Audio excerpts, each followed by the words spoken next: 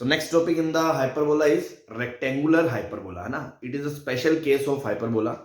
तो इस पे बहुत सारी बातें, कई सारी चीजें इससे रिलेटेड हमें ध्यान रखनी होगी.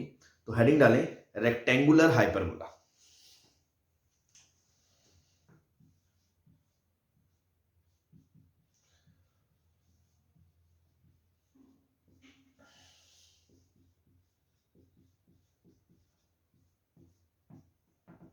ठीक है. बेसिकली रेक्टेंगुलर हाइपरबोला होता क्या है?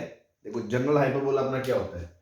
X square by a square minus y square by b square equals to 1. तो रेक्टेंगुलर हाइपरबोला उस हाइपरबोला को कहते हैं जिसमें ट्रांसवर्स एक्सिस की लेंथ और कॉन्जुगेट एक्सिस की लेंथ बराबर हो जाए. मतलब 2a बराबर 2b हो जाए, या हम बोल दें a बराबर b हो जाए. ठीक है ना. तो इफ a बराबर b, है ना, that is transverse axis equals to conjugate axis अगर बराबर हो जाए किसी हाइपरबोला की, जो हो सकती है, इलिप्स में a और b बराबर नहीं हो सकता, यहां हो सकता है, then it will be rectangular hyperbola. Rectangular hyperbola. तो उसकी इक्वेशन क्या बन जाएगी? X square minus y square equals to a square. क्या ये बात समझ में आ गई? हाँ जी.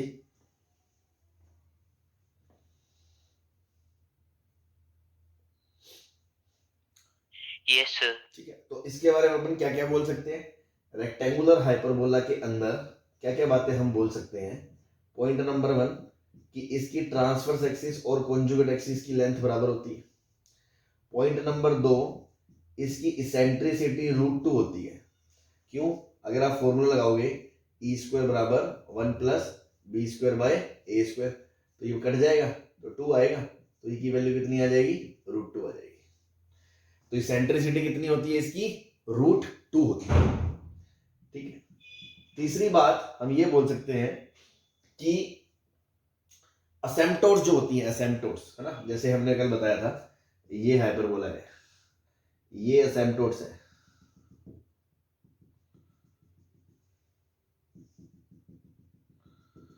ठीक है. ये आपका हाइपरबोला है. ठीक है. कल मैंने बताया था ना कि ये एंगल जो होता है थीटा, ये होता है tan inverse b by a. अब b और a बराबर है तो ये 45 डिग्री आ जाएगा एंगल, और ये भी 45 डिग्री आ जाएगा.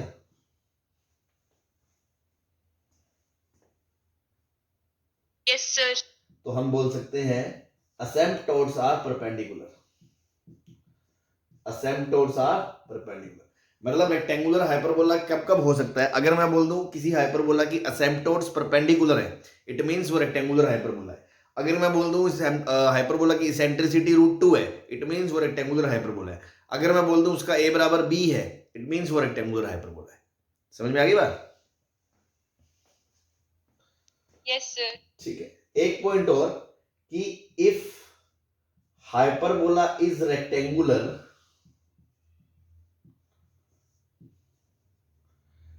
then its conjugate hyperbola will also be rectangular.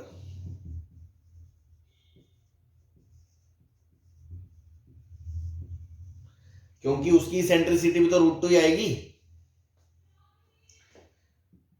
Yes sir. क्योंकि e की पावर हाइपरबोला 1 अपॉन हाइपरबोला की eccentricity plus 1 upon conjugate hyperbola की इसेंट्रिसिटी का स्क्वायर 1 होता है. तो इसकी 1/√2 है, तो इसका सम कितना हो गया? 2. तो 2 प्लस माइनस 1 बराबर 1 अपॉन ई की पावर कॉन्जुगेट हाइपरबोला की सेंट्रिसिटी का स्क्वायर. तो यहां से ई की कॉन्जुगेट हाइपरबोला की सेंट्रिसिटी भी √2 ही आई. Sorry, half. ठीक है ना. तो ये भी √2 आएगी. और एक चीज और नोट करने वाली है कि हाइपरबोला की इसेंट्रिसिटी और कॉन्जुगेट हाइपरबोला की इसेंट्रिसिटी दोनों तभी बराबर होती हैं जब वो रेक्टेंगुलर हो. क्यों? इनमें आपस में आपको पता है ये रिलेशन होता है. अगर दोनों बराबर है, मान लो ये x है ये भी x है, तो 2/x² बराबर 1 आ गया, तो x² बराबर कितना आ गया? 2. तो x बराबर कितना आ गया? √2. इट मींस हाइपरबोला और इसका कॉन्जुगेट हाइपरबोला की इसेंट्रिसिटी कभी भी आपस में बराबर नहीं होती है, एक ही केस में बराबर होती है, और वो तब होती है जब वो रेक्टेंगुलर हाइपरबोला होते हैं, और दोनों की सेंट्रिसिटी कितनी होती है, √2 होती है। क्लियर है? Yes yes sir. तो ये 3-4 बातें थी जो हमें रेक्टेंगुलर हाइपरबोला से रिलेटेड ध्यान रखनी थी। नाउ हम इस रेक्टेंगुलर हाइपरबोला का एक स्पेशल केस पढ़ने वाले हैं, तो उस पर बात करते हैं। ये नोट कर लो, अगर ये हो गया तो बता दो, इसको रब करके आगे चले। Yes sir, wait sir.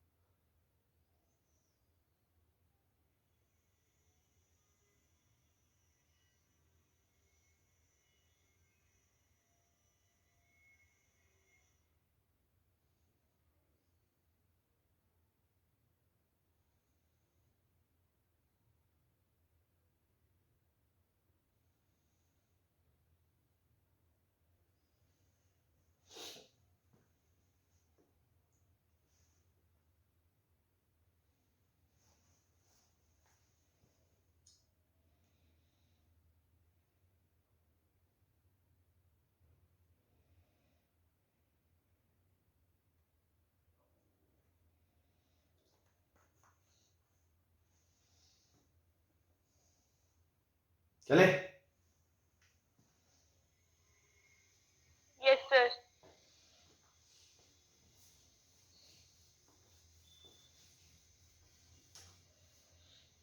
ठीक है, अब देखो क्या होगा।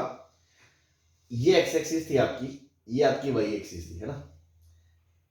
मैंने क्या कहा आपको कि आप ऐसा करो, इस एक्स वाई कोऑर्डिनेट सिस्टम को ना 45 डिग्री क्लॉकवाइज रोटेट कर दो।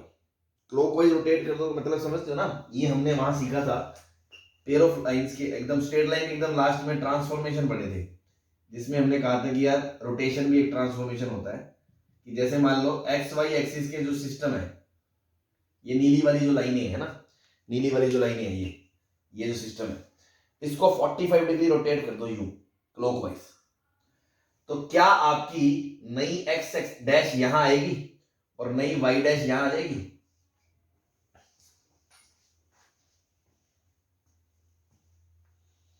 हाँ जी, हाँ जी सर। तो अगर मैं अब दोबारा इस फिगर को बनाऊं तो क्या वो ऐसा नहीं दिखेगा कि अगर नई एक्स एक्सिस ये है, ये आपकी नई वाई एक्सिस है, तो हाइपरबोला ऐसा नहीं दिखाई देगा अपने को? ये फर्स्ट क्वाड्रेंट में हो गया, ये थर्ड क्वाड्रेंट में हो गया पार्ट, ऐसा दिखाई देगा? यहां से इधर कैसे गए? If yes axis are rotated 45 degree clockwise, और अगर मैं बोलूं एक्सिस को 45 डिग्री एंटी क्लॉकवाइज रोटेट करें, इफ, तो क्या होगा? ये एक्स एक्सिस कहां चली जाती? ये क्या बोलते हैं, ये हमने क्लॉकवाइज करा था ना, है ना। Yes sir. तो एक्स अपेंडिंग। तो एक्स तो नई एक्स एक्सिस यहां आ जाती, नई वाई एक्सिस यहां आ जाती, तो सेकंड क्वाड्रेंट और फोर्थ क्वाड्रेंट में डायग्राम बन जाता, तो हाइपरबोला आपका ऐसा दिखाई देता। सही है?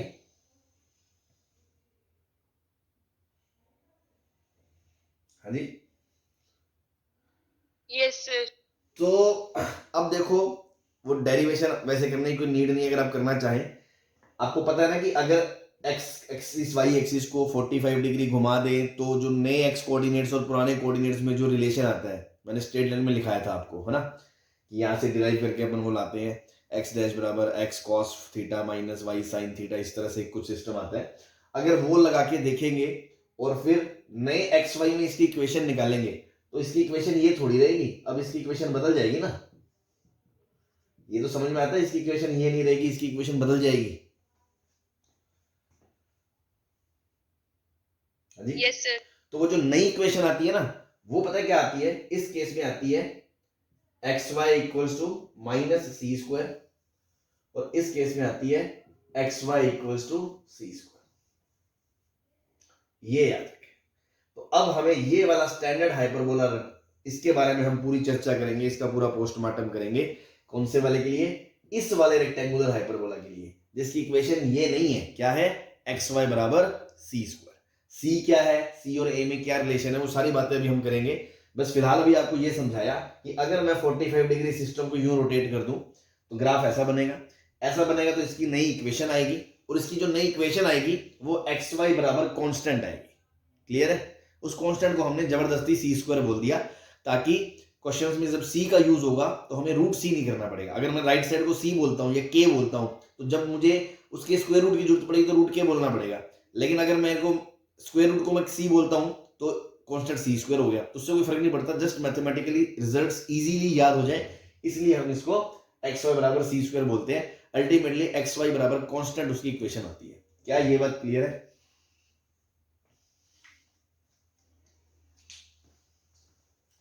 हाँ जी, यस सर। चलो अब अपना जो नेक्स्ट है, यस सर। हमें इसी को स्टडी करना है। xy बराबर c स्क्वायर, है ना?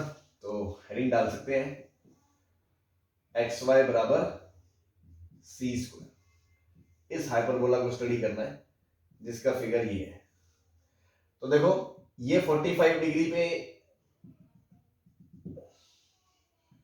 जो लाइनें थी पहले, ठीक है भाई, ग्राफ अपना कैसा बन गया? इसको हटाओ, ये चलो बना लो ना।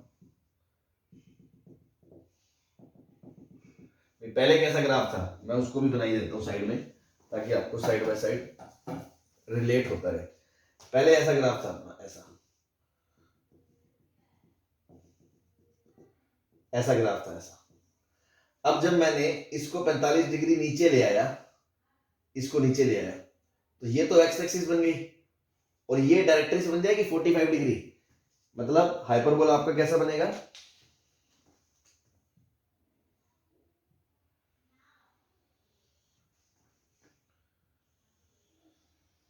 तो क्या एक्स एक्सिस और वाई एक्सिस इसकी असेम्पटोट बन जाएंगी? Yes sir. है ना? तो न्यू असेम्पटोट्स मतलब इस वाले के लिए असेम्पटोट्स की इक्वेशन क्या हो जाएगी? एक्स वाई बराबर जीरो। एक्स वाई बराबर का जीरो मतलब क्या होता है? या तो एक्स जीरो या वाई जीरो।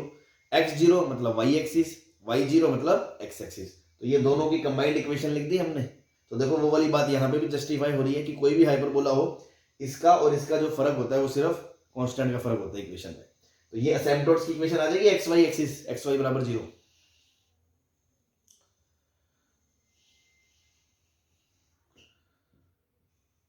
हाँ जी,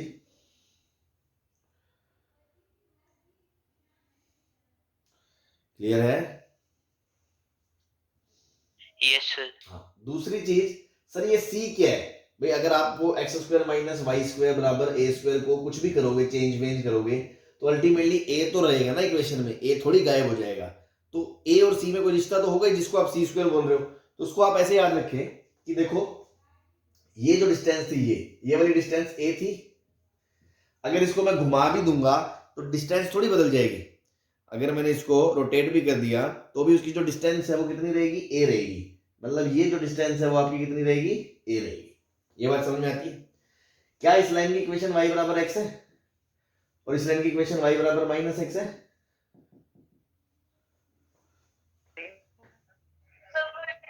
हाँ जी,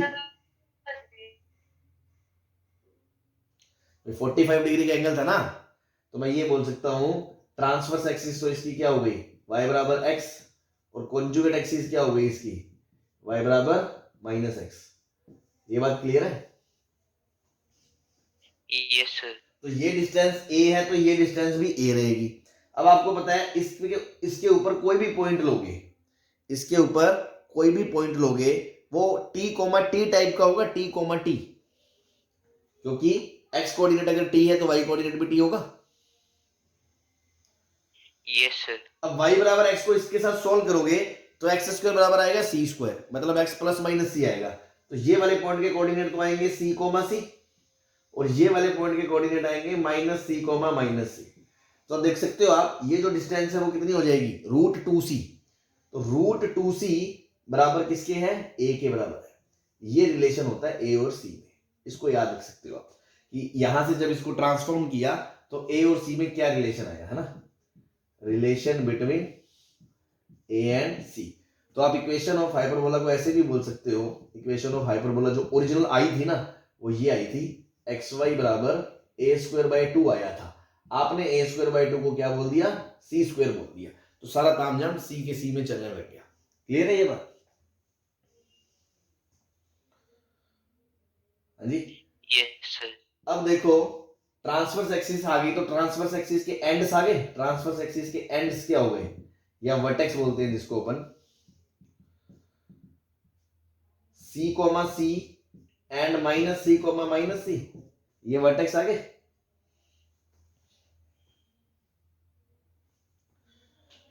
अब आपको क्या निकालने हैं, फोकाई, फोकस क्या है इसके। तो देखो फोकस यहां से कितनी डिस्टेंस पे होते हैं, सेंटर से AE डिस्टेंस पे होते हैं। Yes sir. तो यस सर। A इंटू ई कितना है, √2। फोकस की डिस्टेंस होती है A मतलब E कितना, √2। अब A की जगह कितना आ गया, √2c, तो √2c इंटू √2 मतलब कितना आ गया, 2c। मतलब यहां से लेके यहां तक की डिस्टेंस कितनी होगी, 2c। ठीक है, अब वो कोऑर्डिनेट हमें नहीं पता क्या है, तो उसको मान लो t कोमा t। तो यहां से यहां तक की डिस्टेंस कितनी आएगी, √2t। तो √2t किसके बराबर है, 2c के बराबर। तो t बराबर कितना आ गया, √2c। कोई भी कुल मिला के इसके किसी भी कोऑर्डिनेट का पॉइंट निकालना हो ना, तो वो डिस्टेंस वहां से वहां तक की अगर पता है तो उसको √2 से डिवाइड कर दो, उसका कोऑर्डिनेट आ जाएगा। तो इस फोकाई की कोऑर्डिनेट क्या आ गए, इधर से आ गया √2c कोमा √2c, और दूसरा कितना आ गया पीछे, minus √2c comma minus √2c। ये फोकस 1 आ गया, √2c कोमा √2c, और एक पीछे आ गया इधर focus 2, minus √2c comma minus √2c। Clear है ये बात? हाँ जी। Yes sir. अब आपको क्या चाहिए, डायरेक्ट्रिक्स चाहिए होंगी। तो डायरेक्ट्रिक्स देखो, एक तो इधर आएगी, एक इधर आएगी। तो पहले ये अपन फुट ऑफ डायरेक्ट्रिक्स निकाल लें, क्योंकि अगर फुट ऑफ डायरेक्ट्रिक्स निकाल लोगे तो इसकी स्लोप पता है, इसकी स्लोप पता है, क्योंकि ये इसके पैरेलल है, इसके पैरेलल है, मतलब डायरेक्ट्रिक्स की इक्वेशन x प्लस वाई बराबर कांस्टेंट होगी, इतना तो श्योर है। तो अगर ये पॉइंट पता चल जाए तो आपका काम बन जाएगा। तो पहले फुट ऑफ डायरेक्ट्रिक्स की बात करो, ये n और n डैश। तो अगर मैं बोलूं फीट ऑफ डायरेक्ट्रिक्स, है ना, फीट ऑफ डायरेक्ट्रिक्स, तो अगेन यहां से लेके यहां तक की डिस्टेंस कितनी होती है, a/e होती है, a/e। तो ये कितनी हो गई, a/√2, और a कितना है, √2c, तो √2, ये √2 कट गया। तो यहां से यहां तक की डिस्टेंस ON कितनी हो गई, c। तो उसका कोऑर्डिनेट मान लो t, तो √2t बराबर c, तो वापस √2 से डिवाइड करके ये पॉइंट कितना आ जाएगा, n, c/√2 कोमा c/√2। क्या ये बात क्लियर है? तो n के कोऑर्डिनेट क्या आ गए, c/√2 कोमा c/√2, और n डैश के आ गए minus c/√2 comma minus c/√2। ठीक है, तो ये सब तो चलो हमने यूज आपको प्रूफ बनाने के लिए साथ साथ बता दिया, अदरवाइज तो आप सीधा याद रखें तो भी आप डील कर सकते हैं, कोई खास बात नहीं है। क्या कि असिम्प्टोट की इक्वेशन, चलो एक डायरेक्ट्रिक्स की इक्वेशन और लिख लेते हैं, है ना, डायरेक्ट्रिक्स की इक्वेशन। तो डायरेक्ट्रिक्स की इक्वेशन आपको पता है किसके पैरेलल होगी, x प्लस वाई बराबर के, x प्लस वाई बराबर के होगी, क्योंकि इसके पैरेलल है y बराबर माइनस एक्स के। अब पॉइंट इसमें सेटिस्फाई करवाओगे तो c/√2 c/√2 2c/√2 मतलब √2c, तो इधर से √2c आएगा और इधर से प्लस माइनस √2c आएगा। मतलब इस वाली डायरेक्ट्रिक्स की इक्वेशन तो हो गई x प्लस वाई बराबर √2c, और इस वाली डायरेक्ट्रिक्स की इक्वेशन हो गई x प्लस वाई बराबर माइनस √2c। तो अल्टीमेटली ये पूरा इसका पोस्टमार्टम हो गया कि अगर रेक्टेंगुलर हाइपरबोला की इक्वेशन xy बराबर c² है तो वो पहले और थर्ड क्वाड्रेंट में है, क्योंकि राइट साइड हमेशा पॉजिटिव है, तो या तो दोनों पॉजिटिव होंगे या दोनों नेगेटिव होंगे। शेप उसकी ऐसी होगी एक्स वाई एक्सिस उसकी एसिम्पटोट होंगे, y बराबर x उसकी ट्रांसवर्स एक्सिस होगी, y बराबर माइनस x उसकी कॉन्जुगेट एक्सिस होगी, सेंटर 0,0 होगा।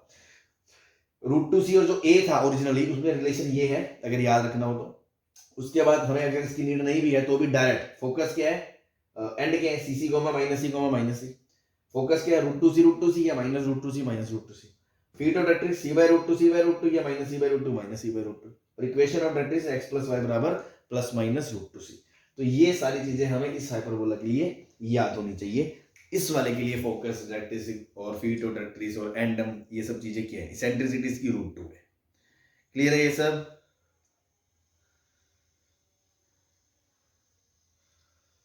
Yes sir. एक और इंपॉर्टेंट बात, इसकी पैरामेट्रिक फॉर्म भी बड़ी इंटरेस्टिंग है। पैरामेट्रिक फॉर्म देखो, क्या इसके ऊपर मैं कोई भी पॉइंट ऐसा ले सकता हूं, ct, c/t, where t belongs to r - 0। ct, c/t रखते tt कट जाएगा, c² सेटिस्फाई कर रहा है। मतलब इसमें कोई भी पॉइंट, जैसे पैराबोला में कोई भी पॉइंट लेते थे at², 2at, ऐसे यहां पे कोई भी पॉइंट लेना हो तो ct, c/t ले सकते हैं। Yes sir. तो ये इसकी पैरामेट्रिक फॉर्म हो गई, ये इसकी पैरामेट्रिक फॉर्म हो गई। ठीक है, अब इसके लिए सब चीजें, अब अगर देखो इतनी बात आपको याद है ना, तो आगे का पार्ट आप ना भी रटो, अगर जो बेसिक आपने समझा हुआ इक्वेशन ऑफ टेंजेंट होता है t बराबर 0, आप लगा दोगे, उसमें पैरामेट्रिक फॉर्म डाल दोगे, कोड की इक्वेशन दो पॉइंट को मिलाने वाली निकाल लोगे, टेंजेंट बताया तो नॉर्मल निकाल लोगे, तो वो चीज अगर आपने रटी नहीं भी तो भी काम चल जाएगा, बस ये स्टैंडर्ड फेस याद हो। ठीक है, और अगर उनको भी एडिशनली आप प्रैक्टिस कर करके याद कर लोगे या हो जाएंगे तो इट्स गुड, है ना। तो फिर वो रिजल्ट्स आप डायरेक्ट यूज कर सकते हो, जो मैं अभी आपको लिखाने जा रहा हूँ डिराइव करा के। ठीक है, और अगर ना भी याद रहे तो कम से कम इतना याद रहे, ये याद रहे, तो उससे अपन वो चीजें प्रोसीड कर पाएंगे। ठीक है, तो यहाँ तक नोट कर लें, फिर आगे की बात करते हैं इस पे, इससे रिलेटेड और जो भी चीजें हम टी फॉर्म में, स्टैंडर्ड पैरामेट्रिक फॉर्म में जो हमें ध्यान रखनी है या जिस पे बेस्ड क्वेश्चंस आ सकते हैं।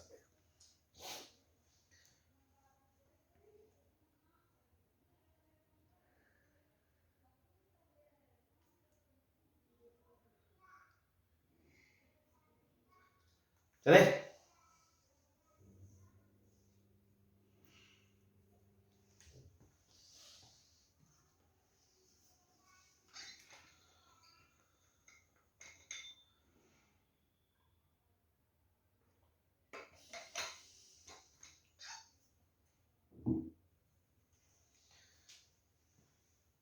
हाँ जी, नोट कर लिया तो चले आगे। Yes sir.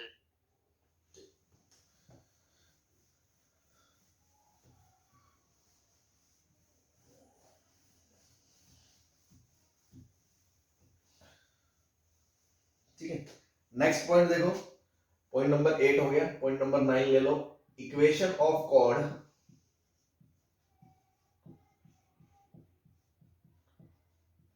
Joining T1 and T2।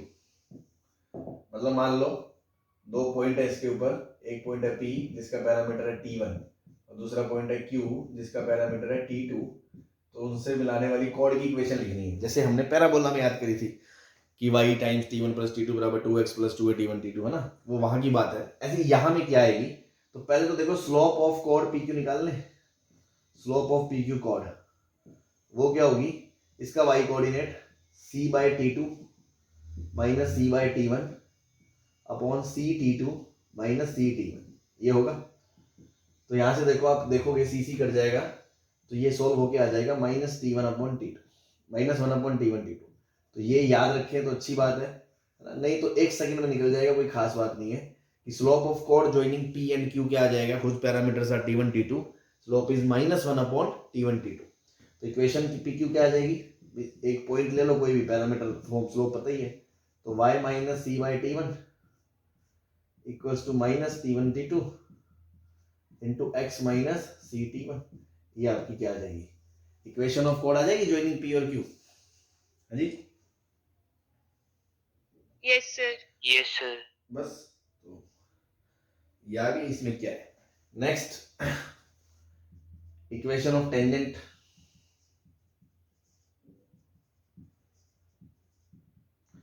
तो इक्वेशन ऑफ टेंजेंट मतलब उसके ऊपर ही कोई पॉइंट है, इसके ऊपर कोई पॉइंट है P whose parameter is T, तो उस पर टेंजेंट बनाई। तो टेंजेंट की इक्वेशन आपको पता है, कहीं भी दुनिया में चले जाए हम, कोनिक के लिए 2 डिग्री कोनिक के लिए क्या होती थी, T बराबर 0 होती थी। तो टेंजेंट की इक्वेशन T बराबर 0।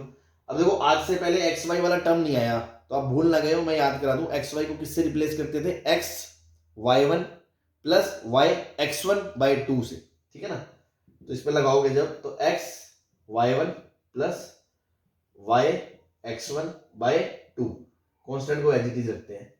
नाउ एक इक्वेशन तो ये आ गई, ऐसे याद रख सकते हो आप कि x y one plus y x one बराबर 2c², ठीक है। अब देखो, क्योंकि ये पॉइंट इसके ऊपर लाई कर रहा है x1 y1, क्योंकि x1 y1 इसके ऊपर लाई कर रहा है, तो x1 y1 किसके बराबर होगा, c² के बराबर होगा।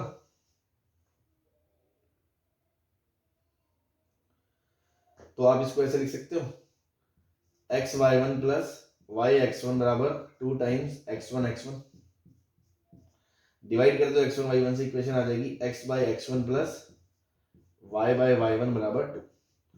ये आ गई आपकी इक्वेशन ऑफ टेंजेंट। याद रखना भी आसान है, x by x1 plus y by y1 बराबर 2, ठीक है जी। अगर इसकी पैरामेट्रिक फॉर्म में याद करना चाहें हम, तो इसमें पैरामीटर डाल दो, तो x1 की जगह क्या डाल दोगे, ct1, x by ct1 ct plus y की जगह क्या डाल दोगे, c बाई t बराबर 2, ठीक है। तो इक्वेशन आ जाएगी आपकी यहां से x by t plus y t बराबर 2c, तो x plus y t square बराबर 2ct, ये आ गई इक्वेशन ऑफ टेंजेंट। तो ये याद रखने से बेटर ये याद रख लो, इसमें t डाल दिया करो पॉइंट पैरामेट्रिक फॉर्म में, आपकी ये टेंजेंट आ जाए करेगी। अब इसमें जो याद रखने वाली बात है वो ये है कि स्लोप ऑफ टेंजेंट कितनी है, -1/t²। स्लोप ऑफ टेंजेंट कितनी है, जैसे पैराबोला में क्या होता था, yt बराबर x प्लस at², तो स्लोप ऑफ टेंजेंट क्या होती थी, 1/t होती थी ना, और स्लोप ऑफ नॉर्मल क्या होती थी, -t। तो यहाँ पे स्लोप ऑफ टेंजेंट और पैरामीटर में क्या रिलेशन है, स्लोप ऑफ टेंजेंट -1/t² है।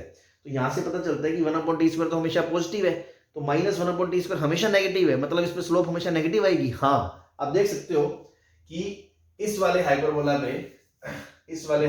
पे आप कोई भी टेंजेंट बनाओ, उसकी स्लोप नेगेटिव ही आएगी। देखो, कोई भी टेंजेंट बनाओ उसकी स्लोप नेगेटिव ही आएगी, ठीक है ना, इसलिए इसकी स्लोप हमेशा नेगेटिव होगी टेंजेंट की। क्लियर है? Yes sir. ठीक।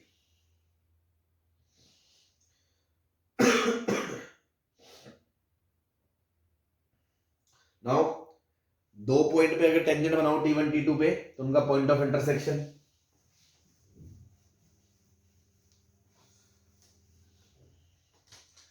Point number 11, point of intersection of tangents at T1 and T2।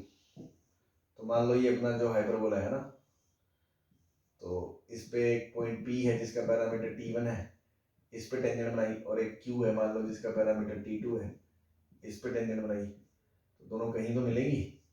तो उस पॉइंट R की बात कर रहे हैं।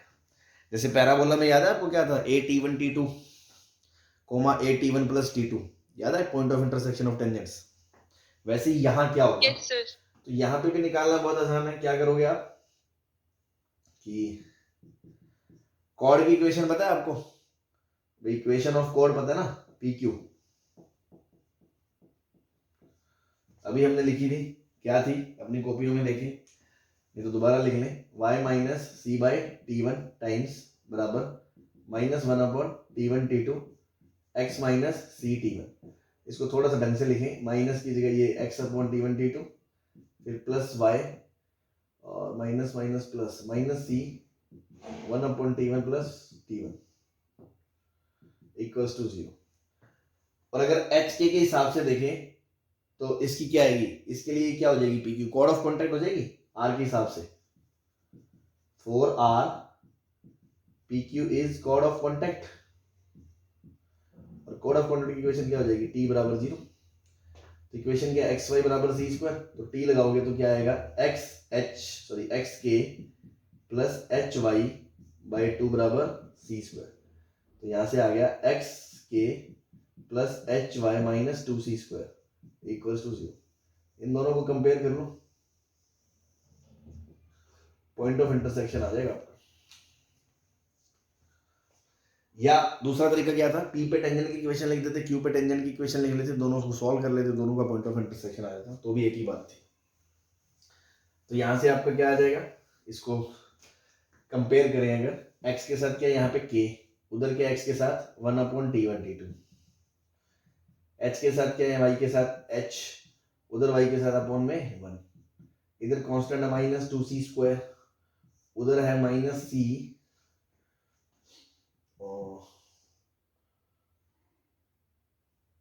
सॉरी ये मैंने थोड़ा गलत लिख दिया, जब इसको खोलोगे minus minus plus t1 cut जाएगा, 1/t2 आएगा, ये इधर आगे माइनस आएगा तो प्लस 1/t2 आएगा यहाँ, ठीक है ना। तो minus c t1 plus t2 upon t1 t2 ये आएगा, ये माइनस c कट जाएगा। तो h कितना आएगा, h 2c t1 t2 upon t1 plus t2, और k कितना आएगा 2c upon t1 plus t2, ठीक है जी। आगे point of intersection h 2c t1 t2 upon t1 plus t2 comma 2c upon t1 plus t2। तो याद रखे तो ठीक है, नहीं तो सॉल्व करके निकाल लिया करें, है ना। तो ऐसा बहुत ज्यादा बर्डन लेने की जरूरत नहीं है, कुछ चीजें हैं जो याद रखे तो अच्छी बात है, जैसे equation of tangent x by x1 plus y by y1 बराबर 2 आ गया था आपका, क्लियर है। Yes sir. अब देखो यार, टेंजेंट की इक्वेशन आई थी तो नॉर्मल की इक्वेशन कैसे निकाली, अभी हमने बताया टेंजेंट की इक्वेशन पैरामेट्रिक फॉर्म में, टेंजेंट की स्लोप क्या थी, -1/t²।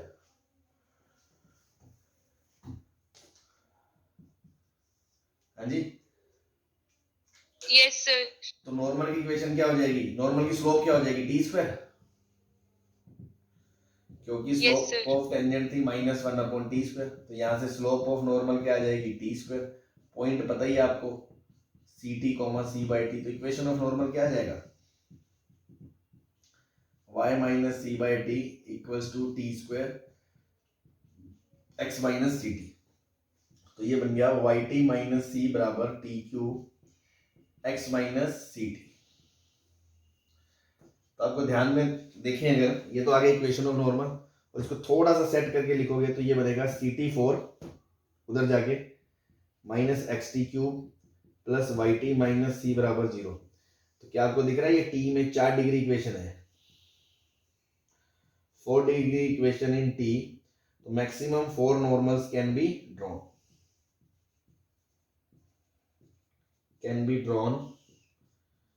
From one point h, k। अगर मैं कहूं if it passes through h, k, तो यहाँ पे क्या आ जाएगा h, यहाँ पे क्या आ जाएगा k। Maximum 4 normal h, k से पास करा सकते हो आप, क्योंकि 4 डिग्री इक्वेशन है। तो कल को इस पे बेस्ड क्वेश्चन कैसे बनाया जा सकता है, ये सब चीजें अपन पढ़ चुके हैं, जस्ट मैं आपको बता रहा हूँ कि ऐसी चीजें बनाई जा सकती हैं। यार ये हाइपरबोला है ना, और ये कोई पॉइंट है h, k, तो इससे 4 नॉर्मल बनाई जा सकती है मैक्सिमम से मैक्सिमम।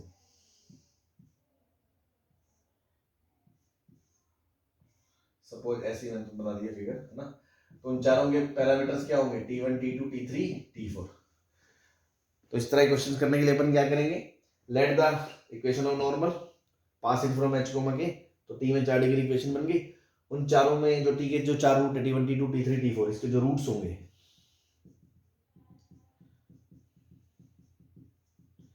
वो बेसिकली क्या होंगे, parameters of feet of normal, तो इस पे बेस्ड क्वेश्चंस बनाए जा सकते हैं, जैसे कि पैराबोला में करते थे हम नॉर्मल की, वहां क्यूबिक बनती थी, यहाँ 4 डिग्री इक्वेशन बनती थी, ठीक है जी। अब नॉर्मल में भाई सिंपल नॉर्मल की इक्वेशन ये हो गई, 4 डिग्री इक्वेशन रूट बनते हैं 4, मैक्सिमम नॉर्मल पास हो सकती है किसी पॉइंट से। फ्रीडम नॉर्मल की बात करें तो ये सब चीजें हो गई। एक चीज हो रहा है, जैसे पैराबोला में भी जो चीज हमने याद रखी थी कि मान लो हाइपरबोला में किसी एक पॉइंट T1 पे नॉर्मल खींची आपने, T1 पॉइंट पे नॉर्मल बना दी, और वो आपको हाइपरबोला को दोबारा कट कर रही है क्यू पे, जिसका पैरामीटर T2 है। तो T1 और T2 में क्या रिश्ता है? पैराबोला में क्या था, T2 बराबर क्या होता था, -T1 -T1 - 2 by हाँ, वैसे ही यहाँ पे भी एक रिलेशन आएगा, वो हम याद रख सकते हैं। तो करेंगे कैसे? अगेन पहले तो T1 पे नॉर्मल लिखेंगे, है ना। तो जैसे मान लो ये है अपना क्या बोलते हैं, इस पे नॉर्मल लिखा हमने y - c/T1 equation of normal at P बराबर slope plus T square into x - c T1। ठीक है जी। अब मुझे नहीं पता इसका पॉइंट क्या है, ये T2 मैंने बोल रहा हूं, वैसे इसका पैरामीटर मुझे नहीं पता, मैंने मान लिया इसका पैरामीटर जनरल क्या है, CT, c/T मान लिया, लेट। ठीक है जी। तो मैं इसको इसमें डाल सकता हूं, c/T minus c/T1 equals to T1 square CT minus CT1, ये बोल सकता हूं भाई? हाँ जी भाई, इसका मुझे पैरामीटर नहीं पता तो मैंने T मान लिया, इसमें क्या दिक्कत है? Yes sir. तो ये C उड़ गया, तो ये क्या बचा, माइनस के साथ T - T1 upon T1 equals to T1 square minus T1 cube. इसको इधर ले जाओ तो ये बन गया T square T1 cube minus T1 cube, ये इधर गया minus T plus T minus plus minus T1 equals to 0। ठीक है जी। क्या आपको दिख रहा है कि ये कैपिटल T में क्वाड्रेटिक है एक?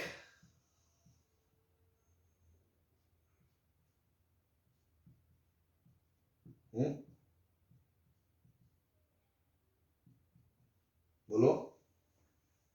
Yes sir. तो बस, तो इसका प्रोडक्ट ऑफ रूट्स क्या है, इसके जो दो रूट्स है क्वाड्रेटिक है किसमें, T में, तो इसके जो रूट्स है वो T1 T2 नहीं होंगे, एक ये और एक ये। Yes sir. तो product of roots T1 T2 बराबर C/A, तो minus T1 upon T1 cube. तो T2 बराबर कितना आ गया भाई, -1 अपॉन T1 क्यूब आ गया। तो ये रिलेशन ध्यान रखें कि अगर T पॉइंट पे नॉर्मल खींची, दोबारा पैराबोला हाइपरबोला को कट करती है रेक्टेंगुलर वाले को, इस वाले को xy बराबर c स्क्वायर को, नॉर्मल रेक्टेंगुलर नहीं सिर्फ इसको, तो उसका जो दूसरे का पैरामीटर है वो होता है -1 अपॉन T क्यूब। क्लियर है?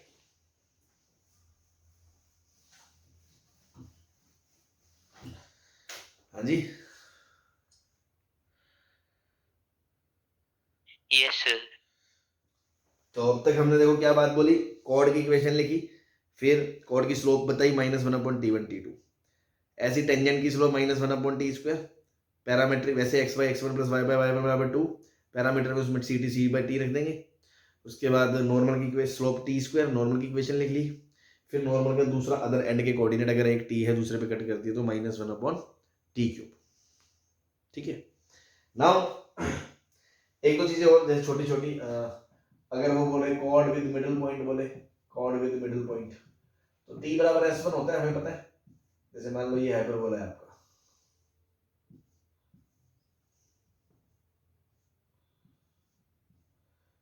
ये कोई कॉर्ड है, इसका मिडिल पॉइंट पता है आपको h के, तो अब क्या बोलोगे, t बराबर x1 y1 है मान लो ना, x1 y1, इसकी इक्वेशन है xy बराबर c स्क्वायर, तो t बराबर s1 लगाओगे तो t मतलब x1 y1 plus y x1 by 2 minus c square बराबर x1 y1 minus c square. तो क्या करेंगे भैया, सी स्क्वायर कट जाएगा, तो ये आएगा x y one plus y x one बराबर 2x1 y1। तो यहाँ से इक्वेशन आ जाएगी x by x one plus y by y one बराबर 2। Equation of chord with middle point. क्या इसकी इक्वेशन और टेंजेंट की इक्वेशन सेम आ गई?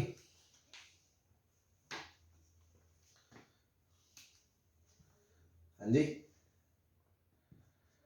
Yes, sir. This was also equation of tangent, but एक फर्क है, ध्यान दें। इक्वेशन ऑफ टेंजेंट में मैं ये कर सकता था, इक्वेशन ऑफ टेंजेंट में मैं इसको लिख सकता था x y one plus y x one बराबर 2x1 y1, और फिर मैं x1 y1 को सी स्क्वायर लिख सकता था, क्योंकि वो पॉइंट उसके ऊपर था। अगर मैं इसकी बात करूं कि x y one plus y x one बराबर 2 लिख के x1 y1, मैं इसको 2c स्क्वायर नहीं लिख सकता, ये गलत है। क्यों? इसमें x1 y1 हाइपरबोला के ऊपर लाई नहीं करता। क्लियर है?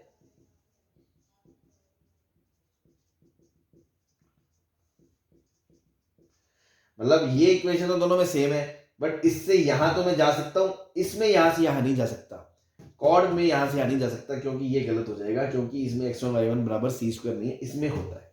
ये छोटी सी डिफरेंस है जो आपको बताया, याद रखेंगे।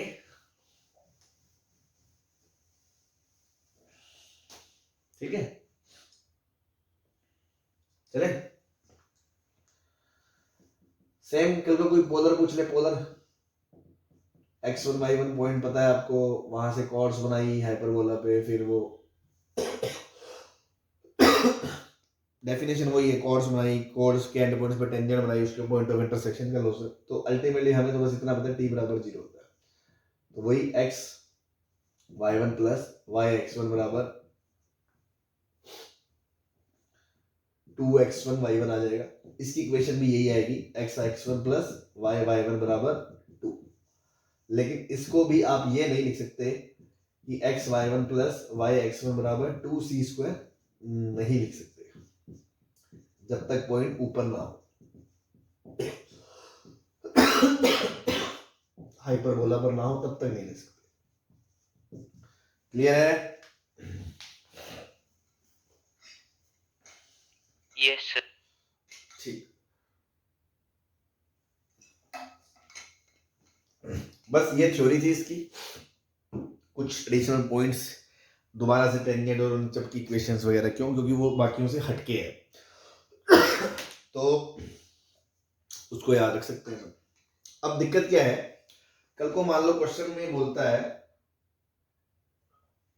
कोई चीज प्रूव करनी है या कोई रिजल्ट की बात करनी है, और वो कर्व की इक्वेशन तो लिखता नहीं, सिर्फ इतना बोलता है रेक्टेंगुलर हाइपरबोला।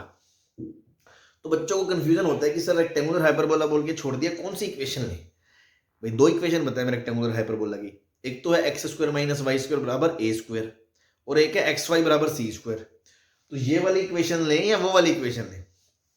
तो देखो लॉजिकली तो कोई भी लो, काम होगा ही होगा, क्योंकि वो सही है बात, दोनों ही रेक्टेंगुलर हाइपरबोला है। ये तो एक रेक्टेंगुलर हाइपरबोला का एक स्पेशल केस ही तो है, तो बात तो हर हाइपरबोला के लिए सही होगी। लेकिन प्रॉब्लम्स करते वक्त जरूरी नहीं है कि हम मुंह फाड़ के कोई भी चीज उठा रहे हैं और क्वेश्चन इजीली हो जाए। किसी किसी में मतलब ये रिकमेंडेड है एक्स वाई बराबर सी स्क्वायर, और किसी किसी में वो रिकमेंडेड है x square minus y square बराबर ए स्क्वायर। तो कुछ हद तक तो इसका जवाब ये है कि जैसे ही आप प्रैक्टिस करेंगे, क्वेश्चंस करेंगे, देखेंगे, तो कहीं ना कहीं आपको भी करते करते समझ में आने लग जाएगा यार कौन से में कौन सी चीज यूज करनी चाहिए, है ना। एक सेंस आपका काम करना शुरू कर देगा। दूसरा, एक कोई रूल तो नहीं है, बस ऐसी आइडिया से अपन मतलब थोड़ा याद ध्यान रखने के पर्पज से बोल सकते हैं कि कभी किसी क्वेश्चन में रेक्टेंगुलर हाइपरबोला के जब तक उसने मेंशन नहीं की कर्व, अगर मेंशन ही कर दी कि x square minus y square बराबर ए स्क्वायर एक्स वाई बराबर सी स्क्वायर, फिर तो बात ही खत्म। अगर मेंशन नहीं करी और रेक्टेंगुलर हाइपरबोला बोल के छोड़ दिया और हमें उस पर बात करनी है कोई, तो अगर मान लो उस प्रॉब्लम में फोकस, डायरेक्ट्रिक्स या इन सब की डिस्टेंसेस वगैरह इन्वॉल्व है, तो हम बात करेंगे किसमें, x square minus y square बराबर ए स्क्वायर वाली फॉर्म में। और अगर ये सब नहीं इन्वॉल्व है तो हम बात करेंगे किसमें, एक्स वाई बराबर सी स्क्वायर में। फर्क क्या है दोनों में कि जो एक्स वाई बराबर सी स्क्वायर है उस पर पैरामीटर लोगे c t comma c by t, तो उसमें सारी चीजें एल्जेब्राइक फॉर्म में आएंगी। और x square minus y square बराबर ए स्क्वायर में आप पैरामीटर लेते हो a sec theta, a tan theta, तो उस पर सारी चीजें ट्रिग्नोमेट्रिक में इन्वॉल्व होंगी। तो कहीं ना कहीं आपको एक समझ में आने लग जाएगा कि कहाँ ट्रिग्नोमेट्रिक से इजी बन रहा है तो फिर वहां कर लें, या ट्रिग्नोमेट्रिक से कहाँ टफ पड़ेगा तो मैं फिर दूसरी यूज कर लूँ एक्स वाई बराबर सी स्क्वायर। बट अभी के लिए फिलहाल स्टार्टिंग में मोटा मोटा ये बोल लो कि अगर फोकस, डायरेक्ट्रिक्स और ये इन सबसे डिस्टेंसेस वगैरह इन्वॉल्व हैं तो हम x square minus y square बराबर ए स्क्वायर को लेना प्रीफर करेंगे रादर देन एक्स वाई बराबर सी स्क्वायर को। क्लियर है ये बात? Yes, sir. Yes, sir. है ना? तो बस प्रैक्टिस करते हैं, कुछ 2-4 एग्जांपल कर लेते हैं।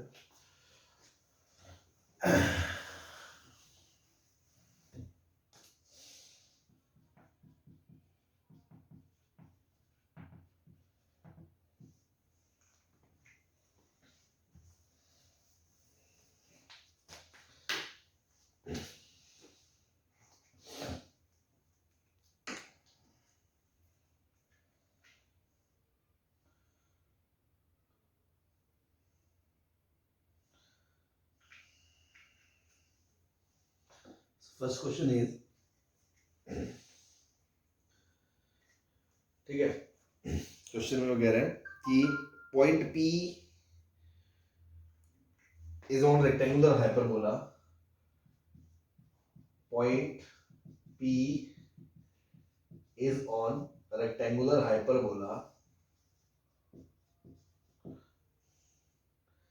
prove that S1P, CP, S2P are in GP, where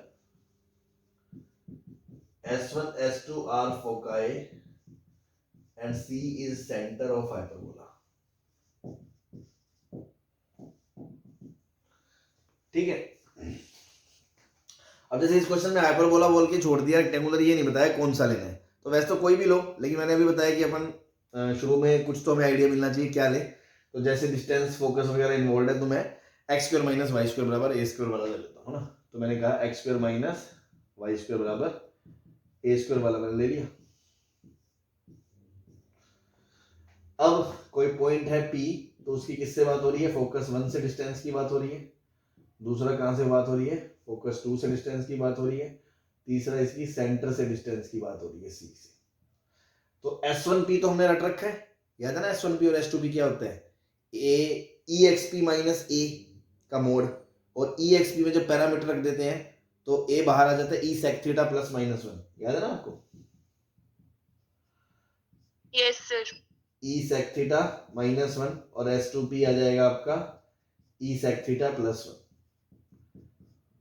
अगर ये पॉइंट है A sec theta A tan theta. क्यों? क्योंकि अब इसमें B भी A ही होता है। तो ये आपसे क्या प्रूव करना है कि this and this are in GP. अगर जीपी में तो बी स्क्वायर बराबर AC होगा, तो मतलब इन दोनों का प्रोडक्ट करके देखो, तो S1P इंटू S2P बराबर मोड के अंदर A times E sec minus 1 into A times E sec plus 1, तो A स्क्वायर बाहर आ गया, E square sec square theta minus 1 आ गया। अब E स्क्वायर क्या होता है? 1 plus b square by a square, तो ए स्क्वायर ई स्क्वायर की जगह 1 plus b square by a square sec square theta minus, ये खोल दिया हमने तो अंदर बचा सेक square theta plus b square by a square sec square theta minus 1, बाहर a square, sec square minus 1 हो गया टेन स्क्वायर, ए स्क्वायर को अंदर ले आओ तो बन गया a square tan square theta plus b square sec square theta. क्या ये सीपी का स्क्वायर नहीं लिखा हुआ?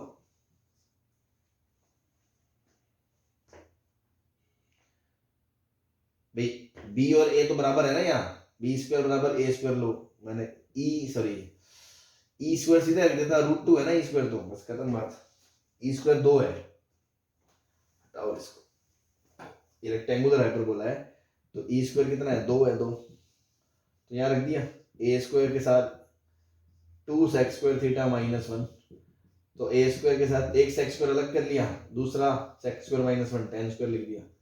अब क्या ये पूरा सीपी स्क्वायर में लिखा हुआ? हाँ जी, सही है। CP स्क्वायर बराबर S1P इंटू S2P। GP में आ गए। Yes, sir. Yes, sir. बस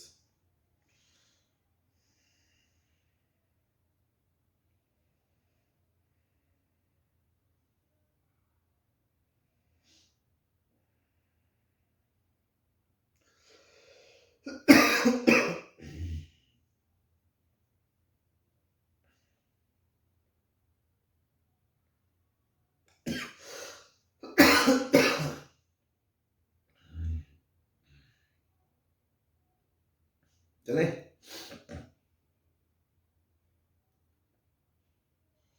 Sir, 2 मिनट नोट कर। हाँ जी कर लो।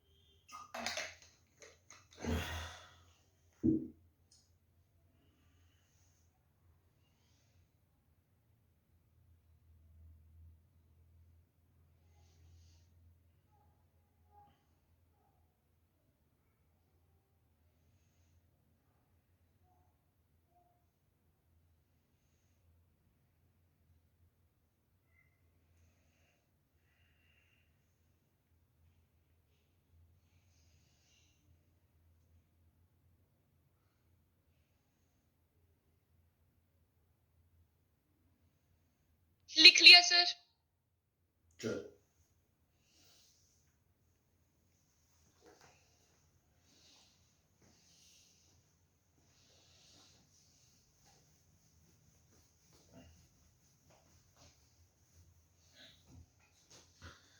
ठीक है। नेक्स्ट क्वेश्चन है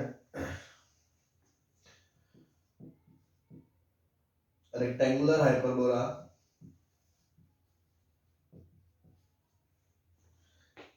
XY बराबर C square intersects the circle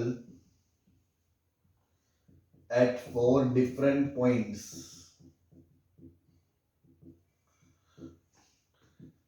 A, B, C, D, whose parameters are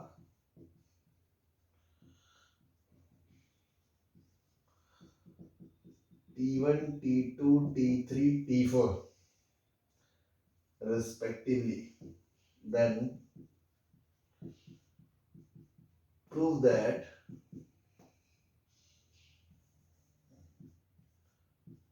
pi Ti I बराबर 1 to 4 is 1। देखो इस तरह के क्वेश्चन बहुत आसान कैटेगरी के होते हैं, देखने में लगता है यार पता नहीं क्या है। क्या कह रहा है वो कि एक रेक्टेंगुलर हाइपरबोला है और एक सर्कल है, वो कोई 4 पॉइंट पे कट कर रहे हैं। ठीक है, चारों पॉइंट है मान लो A, B, C और D। और सर्कल कोई जरूरी नहीं है सेंटर एट ओरिजिन है, यूं ही है बस है ना। इनके पैरामीटर्स दे रखे हैं T1, T2, T3, T4। अब देखो आप इतने बड़े तो हो गए, अपने को 1 साल हो गया मैथ्स पढ़ते हुए, 11th में IIT के लिए पढ़ते हुए, कि यार ये क्या दिया है T1 into T2 into T3 into T4। तो ऐसा एक्सप्रेशन देखते ही दिल से आवाज आती है कि यार T में कोई 4 डिग्री इक्वेशन बनेगी, तभी इसका प्रोडक्ट ऑफ रूट्स की बात हो रही है। ये समझ में आता है? Yes sir. तो और ऐसा नहीं है कि ऐसा हम पहले कर नहीं सके। पहले हमने पैराबोला में भी मैंने आपको करके बताया था कि पैराबोला का पॉइंट लिया था 80 स्क्वायर कोमा 280, उसको सर्कल के साथ सॉल्व करा था, तो टी पे 4 डिग्री इक्वेशन बनी थी। वैसे ही यहाँ पे सर्कल और इसको सॉल्व करना है, तो सर्कल की इक्वेशन मान लो let circle is x square plus y square plus 2gx plus 2fy plus c is equals to 0। और हाइपरबोला आपको पता ही है कितना है, xy बराबर c स्क्वायर। अब एक तरीका तो है कि इसको उठा के सीधा इसमें रखो, फिर x और y में 4 डिग्री इक्वेशन बनाओ, अगर कहीं रूट आ गया स्क्वायरिंग करो। दूसरा है कि इसका पैरामीटर लेके सीधा डाल दो इसमें, तो उससे क्या सुंदर सी इक्वेशन आ जाती है सीधा t में। समझ में आ गया? ये पहले काम करा हुआ है हमने। तो c square t square plus c square by t square plus 2gct plus 2fc/t plus c equals to 0। अब इस c को मिक्स ना करें तो इसको d ले लो, ना d ले लो। तो ये बन गया c² t की power 4 plus 2gct³ plus 2fc dt² plus 2fct plus c² बराबर 0। इसके जो चार रूट्स है क्या वो t1 t2 t3 t4 होंगे? और आपसे क्या पूछा? Product of roots. तो सम ऑफ रूट s1 क्या होता है? माइनस b बाई ए, फिर दो का c बाई ए, फिर माइनस d बाई ए, फिर e बाई ए। तो यहां से दिख रहा है आपको क्लियरली कि t1 t2 t3 t4 बराबर c² बाई c² बराबर 1। हेंस प्रूफ हो गया। Yes, sir. बस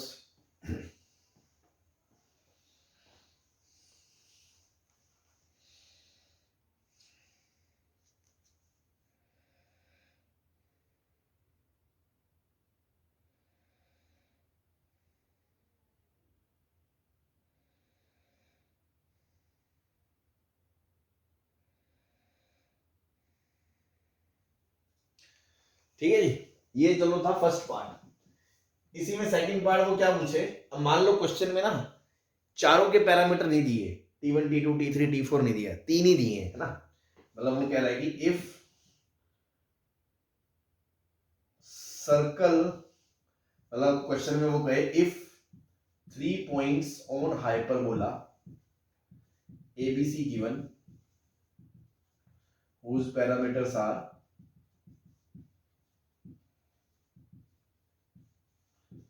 t1 t2 t3 respectively. Now a circle from ABC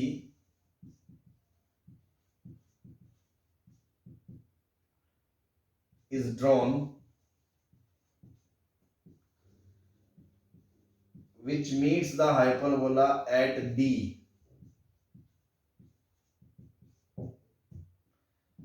Then coordinates of D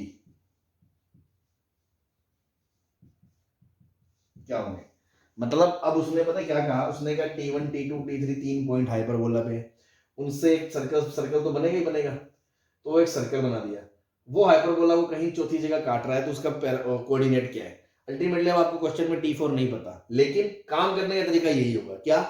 चार पॉइंट पे मिल रहे हैं, हमने t1 t2 t3 t4 माना, सर्कल के साथ सोल्व करा, यहां तक आ गए, प्रोडक्ट और रूट निकाल लिया। अब यहां से अपन को बताया कि t4 बराबर कितना हो गया? 1/t1 t2 t3 हो गया।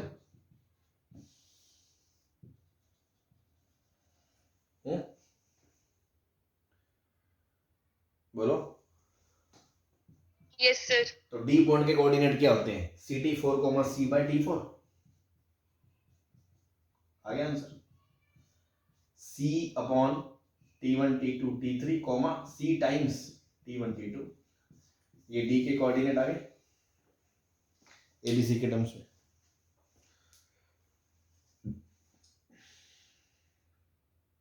ठीक है। हाँ जी सर। नाउ इसी में वो सेकंड पार्ट पूछ रहा है, मान लो कि ये इधर वाला मिटा दूं मैं? यस सर, मिटा दो। Yes sir. ठीक, मान लो अब वो इसी में वो बोले कि इक्वेशन ऑफ सर्कल बताओ, जो पार्ट 2 में पूछा है ना, थर्ड पार्ट में पूछ रहा है find equation of circle in part 2। Part 2 मतलब t4 आपको नहीं पता, आपको सिर्फ t1 t2 t3 पता है, उसका एक सर्कम सर्कल है, उसकी इक्वेशन पूछी है आपसे, ठीक है ना। उसकी जो इक्वेशन पूछी है, अब उसकी इक्वेशन के लिए अगेन आपको क्या क्या चाहिए? पिछले पार्ट को अगर अपन रेफरेंस दें तो अपन को जी एफ और डी चाहिए। जी एफ और डी मिलते ही आपको सर्कल की इक्वेशन मिल जाएगी। हाँ जी। तो मुझे मेरा टारगेट अब इनको निकालना है। इनको कैसे निकालना है? मुझे पता है इसके जो चार रूट हैं, सॉरी ये नहीं थी वो इक्वेशन, हाँ चलो ये तो थी। वो जो टी में इक्वेशन बनी थी वो क्या थी? c² t की power 4 plus 2gct³ plus 2gct³ dt² square 2fct plus plus 2ft plus c square। ये था ना। तो इसके आपको पता है 4 रूट्स है, T1, T2, T3 और T4 क्या है 1/T1, T2, T3, ये पता है आपको बस, ठीक है ना। नाउ G कैसे निकलेगा, sum of roots, T1 plus T2 plus T3 plus T4 minus 2GC/C², तो यहां से ये कट जाएगा, तो ये आएगा -2G/C। तो -2G/C करोगे तो T1 T2 T3 तो क्वेश्चन में दिया ही है, चौथा नहीं दिया वो हमने वहां से निकाल लिया 1/T1 T2 T3, तो इंटू सी करके अपॉन -2 करके यहां से G की वैल्यू आ गई आपकी। ऐसे ही F निकाल लोगे दो दो का करके, भाई ये एक का रूट था, ये दो दो का था, F आएगा 3 3 का, मतलब T1 T2 T3 plus T2 T3 T4 plus T1 T3 T4 plus T1 T2 T4 बराबर माइनस प्लस माइनस, तो -2FC upon C², that is -2F upon C। अब ध्यान दो इनमें तीनों में T4 कॉमन आ गया, तो अंदर बचा T2 T3 plus T1 T3 plus T1 T2, और T4 की जगह हमने क्या रख दिया बाहर 1/T1 T2 T3 और प्लस T1 T2 T3 बराबर -2F/C। ये T1 T2 T3 को अंदर ले गए तो क्या बचा 1/T1 plus 1/T2 plus 1/T3 plus T1 T2 T3 times -C/2 बराबर F। यहां से F आ गया, हाँ जी, यस सर। ऐसे ही दो दो का करके D आ जाएगा, G आ गया, F आ गया, D आ गया, तीनों चीजें उठा के यहाँ डाल दोगे, डालने की जरूरत नहीं है, मतलब तीनों चीजें मिल गई, बस सर्कल की इक्वेशन आ गई आपकी। Yes sir. बस यस सर। लॉजिक क्लियर होना चाहिए, इस तरह से हम सर्कल की इक्वेशन लिख सकते हैं। तीन पता है, चौथा नहीं पता तो कैसे प्रोसीड करना है। एक पार्ट हो रहा है इसका, prove that mean of point of intersection of circle and hyperbola will be same as mean of center of circle and hyperbola।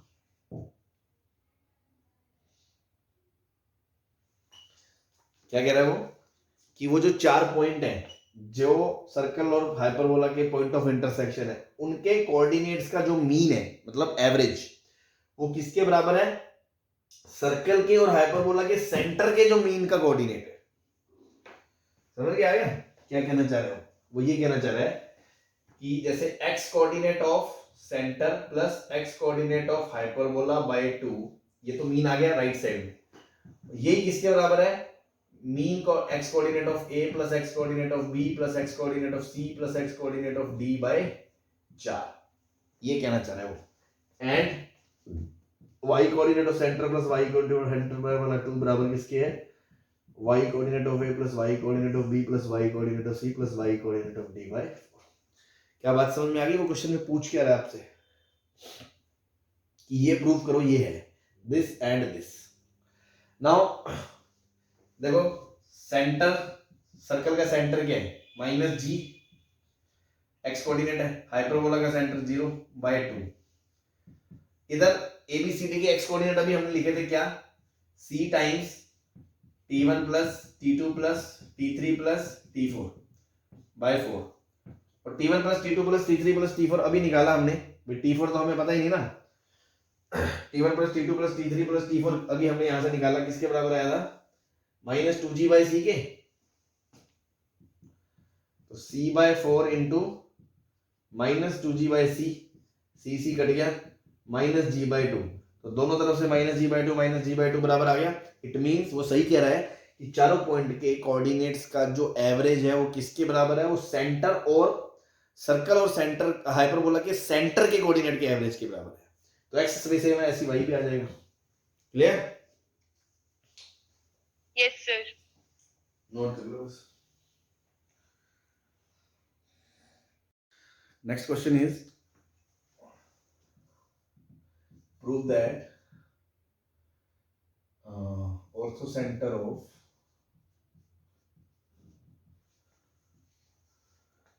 triangle formed by 3 points on rectangular hyperbola lies on hyperbola itself.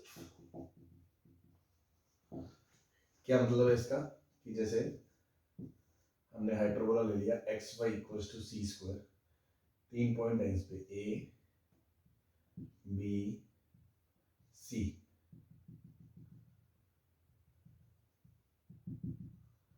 तो इस triangle का जो ortho centre आएगा, ये ortho centre कैसे आएगा, जैसे इससे इस पे परपेंडिकुलर गिराया, इससे इस पे परपेंडिकुलर गिराया, ये जहां मिलेंगे एच, वो हाइपरबोला के ऊपर ही लाई कर रहे हैं, ये प्रूव करना है।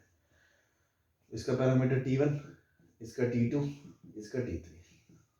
तो स्लोप ऑफ BC आपको पता है -1/T2 T3, कोड की स्लोप अभी हमने पढ़ी थी। तो AD की स्लोप कितनी हो जाएगी T2 T3। तो इक्वेशन ऑफ AD क्या हो जाएगा, y minus C/T1 equals to T2 T3 x minus CT। ऐसे ही एक BE की इक्वेशन लिख लो, दोनों एल्टीट्यूड को सॉल्व कर लो, उससे एक्स वाई कोऑर्डिनेट आएगा, वो दिखा दो, उनका प्रोडक्ट सी स्क्वायर है। या हम ऐसे भी कर सकते हैं, अब ध्यान से देखो, इसको लिखो y minus CT1 T2 T3 x minus CT1 T2 T3, तो इसको इधर लाओगे तो ये है y plus CT1 T2 T3 equals to या माइनस T2 T3 कॉमन ले लिया तो x plus C/T1 T2 T3। ठीक, अब देखो ये एक सिमेट्रिक एक्सप्रेशन है, ये भी सिमेट्रिक है, मतलब अगर BC की इक्वेशन लिखो या AD की लिखिए चाहे BE की लिखिए, ये चीज़ तो सेम ही आएगी। अगर मैं BE की इक्वेशन लिखूंगा तो ये चीज़ सेम आएगी, यहाँ पे आ जाएगा T1 T3, फिर ये चीज़ सेम आएगी। ऐसी CF की लिखूंगा, ये सेम आएगी माइनस T1 T2, ये सेम आएगी। तो अल्टीमेटली कुल मिला के तीनों की इक्वेशन सेम आएगी। तो इसी फॉर्म की आएगी जिसको आप ये बोल सकते हो L1 plus lambda L2, lambda बदलेगा। तो अल्टीमेटली ये तीनों लाइंस कॉन्करेंट है किस पे, इन दोनों लाइनों के पॉइंट ऑफ इंटरसेक्शन पे, तो वही ऑर्थो सेंटर हो जाएगा, क्योंकि तीनों कॉन्करेंट किस पे होती है, ऑर्थो सेंटर पे। तो यहाँ से y कोऑर्डिनेट क्या आ गया माइनस CT1 T2 T3 और x कोऑर्डिनेट क्या आ गया माइनस C/T1 T2 T3। तो ऑर्थो सेंटर का कोऑर्डिनेट क्या आ गया minus CT1 T2 T3 minus CT1 T2 T3। ध्यान दो आप, इसका जो प्रोडक्ट है वो सी स्क्वायर है, तो हाइपरबोला पे लाई कर रहे हैं, बस यही प्रूव करना, ठीक है। Hence prove. So this is all about rectangular hyperbola and its properties. Now the next topic will be the miscellaneous properties of hyperbola, जो हम नेक्स्ट लेक्चर में करेंगे। Okay, thank you.